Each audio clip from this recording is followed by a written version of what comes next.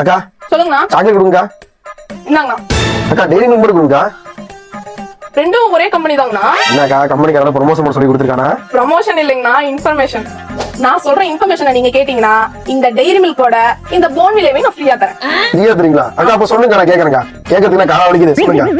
கேட்பரிங்கிற ஒரு இண்டஸ்ட்ரி எப்படி இவ்வளவு பெரிய இண்டஸ்ட்ரியா மாறுனுச்சுங்கிறத ஒரு குட்டி ஸ்டோரி மூலமா நான் உங்களுக்கு சொல்லட்டுமா? கேட்பரி இண்டஸ்ட்ரி ஒரு சின்ன மல்லிகை கடையில இருந்தா இப்படி வேர்ல்டு வைடு இண்டஸ்ட்ரியா மாறி இருக்கு.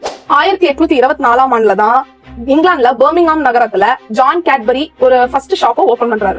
ஆரம்பத்துல அவரு டீ, காஃபி, ட்ரிங்கிங் சாக்லேட் மட்டும் தான் சேல் பண்றாரு.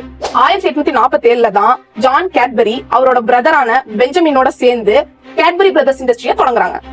1870ல ஜானோட மகன்களான ரிச்சர்ட் மற்றும் ஜார்ஜ் கேட்பரி தோட்டத்துக்குள்ளேயே போன்விலேங்கிற ஒரு கிராமத்தையே உருவாக்குனாங்க. அதுலயும் புதுசா 1905ல அதிகம் பால் கலந்த ஒரு சாக்லேட்டை தயாரிக்கிறாங்க. அதுதான் இந்த டெய்ரி மில்க். இதுக்கு பேரே பாத்தீங்கன்னா அவங்களோட ரெகுலர் கஸ்டமர் சொல்லிதான் அந்த பேரே டெய்ரி மில்க்னு வைக்கிறாங்க. முக்கியமா இந்தியால 1948ல தான் மும்பைல கேட்பரியோட ஃபர்ஸ்ட் இண்டஸ்ட்ரி ப்ரொடக்ஷன் ஸ்டார்ட் பண்ணாங்க. 2024ஆம் ஆண்டு தான் இவங்களோட 200வது ஆனிவர்சரியை கொண்டாடி இருக்காங்க. ஆனா இப்ப வரையுமே மக்கள் எல்லாருமே டெய்ரி மில்க்ங்கிறது தான் கம்பெனி நேம்னு நினைச்சிருக்காங்கன்னா, ஆனா அது ப்ராடக்ட் நேம். கேட்பரி தாங்கன்னா கம்பெனி நேம்.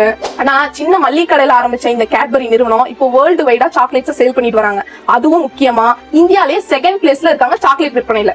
ஆனா இது ப்ரமோஷன் வீடியோ கிடையாதுங்கண்ணா, ஜஸ்ட் இன்ஃபர்மேஷன். ஓகேங்களா? மறக்காம நம்ம பேஜை ஃபாலோ அண்ட் சப்ஸ்கிரைப் பண்ணிக்கோங்க.